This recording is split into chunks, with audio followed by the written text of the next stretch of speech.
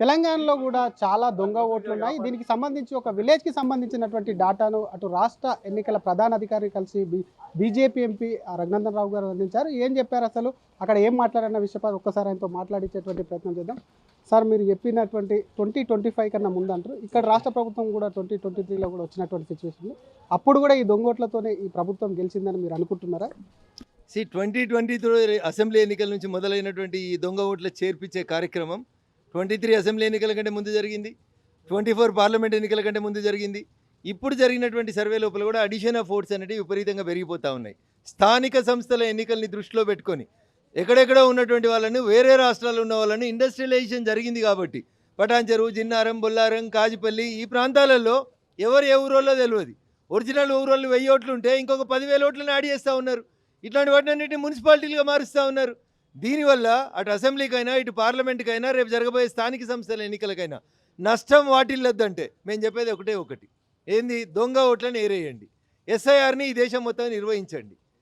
మీరు బెంగళూరులో ఉదాహరణ చూపిస్తే, నేను నా మెదక్ పార్లమెంట్ పరిధిలో ఒక చిన్న ఊరు ఐలాపూర్ అనేటువంటి ఊరు, పటాన్చెరు అసెంబ్లీ కాన్స్టిట్యున్సీ పరిధిలో ఉన్న ఒక ఊరు మీద సంవత్సరం 4 నెలల నుంచి మేము పోరాడుతుంటే దొంగ ఓట్లను తీసేసేందుకు ఎవరు ముందుకు వస్తలేరు. ఇగో ఇందుకనే ఇలా మేము ఈరోజు మళ్ళీ ఒకసారి రాష్ట్ర ఎన్నికల ప్రధాన అధికారి గారిని కలిసి శాసనసభ ఎన్నికలు, పార్లమెంట్ ఎన్నికలలో జరిగినటువంటి అవకతవకల్ని సరిదిద్దే అవకాశం మీకు ఉందో లేదో నాకు తెలియదు, కానీ రేపు జరగబోతాయి అనుకుంటున్నటువంటి లోకల్ బాడీ ఎన్నికల కంటే ముందు దయచేసి ఎస్ఐఆర్ చేసి, ఎందుకంటే ముఖ్యమంత్రి గారు మొన్న ఢిల్లీకి వచ్చే మాట చెప్పారు, ఈ దేశంలో 300 మంది ముఖ్యమంత్రులు నాకంటే ముందు పోతే ఏ ముఖ్యమంత్రి కూడా కులగణన చేసేందుకు ధైర్యం చేయలే. నేను నెల రోజులలో శాస్త్రీయంగా కులగణన చేసిన అని చెప్పారు. అన్న, చాలా మంచి పని చేసినావు. అదే నెల రోజులు టైం తీసుకొని అన్ని ఊర్లలో ఉన్నటువంటి దొంగ ఓట్లను ఏరేసే కార్యక్రమాన్ని మొదలుపెట్టమని రాష్ట్ర ముఖ్యమంత్రి గారికి నేను ఈ సందర్భంగా అప్పీల్ చేస్తాను. ఇప్పుడు ఎన్నికల అధికారిని కలిసారు కదా, ఎక్కడ? ఎందుకంటే మీరు ఆల్రెడీ ఒక్కొక్కరిగా కంప్లైంట్ ఇస్తూ వస్తున్నారు. ముందుగా అక్కడ ఎన్నికల అధికారి, కలెక్టర్కు, ఆ తర్వాత తహసీల్దార్, అంతకుముందు ఉన్నటువంటి ఇక్కడ ఎన్నికల అధికారి ఏమన్నారు? మరి ఏదైనా చర్యలు తీసుకుంటామన్నారా?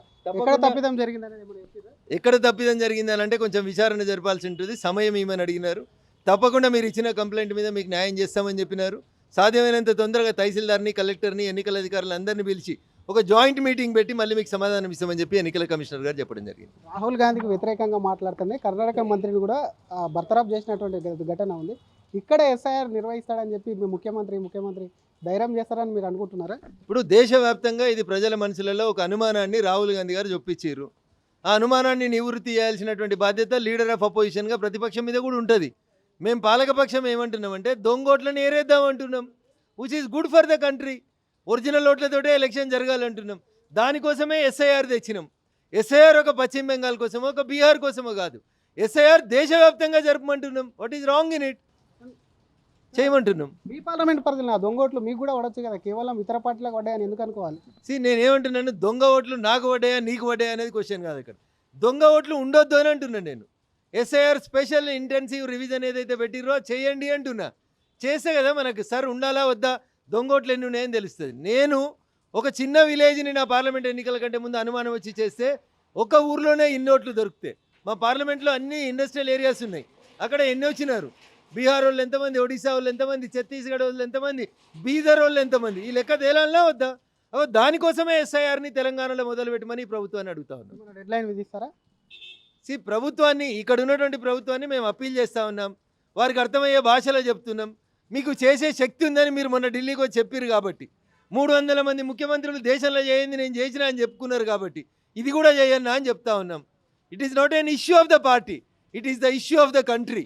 ఈ దేశంలో దొంగతనంగా చొరబడి దొంగ ఓట్లను ఎంట్రీ చేసుకుంటున్నటువంటి వాళ్ళు ఏ దేశస్తులైనా జాగ్రత్తగా చర్య తీసుకోమని అడుగుతున్నాం. ఇతర రాష్ట్రాల వాళ్ళు ఉన్నారనుకుంటున్నారా? లేదంటే 100% ఈ ఓటర్ లిస్ట్ లోపల బీహార్ వాళ్ళు, బీదర్ వాళ్ళు, ఛత్తీస్గఢ్ వాళ్ళు, ఒడిశా వాళ్ళ పేర్లు ఉన్నాయి. వీళ్ళెవరు కూడా ఇక్కడ మా దగ్గర ఉన్నోళ్ళు కాదు. వీళ్ళకి ఇండ్లు లేవు, డోర్లు లేవు. దొంగ డోర్ నెంబర్లను క్రియేట్ చేసి దొంగ ఓట్లు వచ్చినాయి అనేది మేము చేస్తున్నాం. అట్లా ఏమన్నా మనం సదాశివపేటలో, ఇస్నాపూర్లో, సంగారెడ్డిలో రోహింగ్యాలను పట్టుకొని వాళ్ళకి ఎలక్షన్ కార్డులు, ఆధార్ కార్డులు ఇస్తుంటే గొడవ చేసి కేసులు నమోదు చేయించిన నేను ఎంపీ గెలిచిన తర్వాత. ఇదొక ఐలాపూర్కే కన్ఫైన్ అయిందని నేను అనుకుంటలేను. మున్సిపాలిటీ ప్రాంతాలలో అంతటి కూడా ఈ రోహింగ్యాలు, బంగ్లాదేశ్ నుంచి వచ్చిన వాళ్ళు అందరూ ఉన్నట్టు అనిపిస్తుంది. అందుకనే మొత్తం భాగ్యనగరంలో ఎస్ఐఆర్ అనేది అర్జెంటుగా మొదలు పెట్టాలి. లోకల్ బాడీ ఎన్నికల కంటే ముందు, జిహెచ్ఎంసీ ఎన్నికల కంటే ముందని డిమాండ్ చేస్తా ఉన్నాను.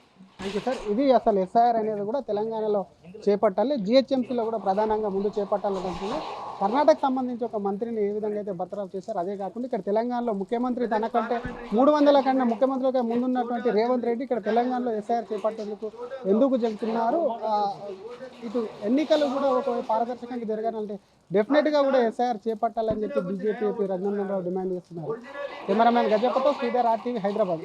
తెలుగులో న్యూస్ కి ఫాస్టెస్ట్ యాప్ ఇప్పుడు టోటలీ న్యూ అవతార్లో జస్ట్ 5 seconds లో కంప్లీట్ న్యూస్. సోషల్ మీడియాలో ట్రెండ్స్ కి one stop solution. Live TV app voice search option తో ఇప్పుడే డౌన్లోడ్ చేయండి లేదా అప్డేట్ అయిపోండి. యాప్ లింక్ డిస్క్రిప్షన్ లో ఉంది.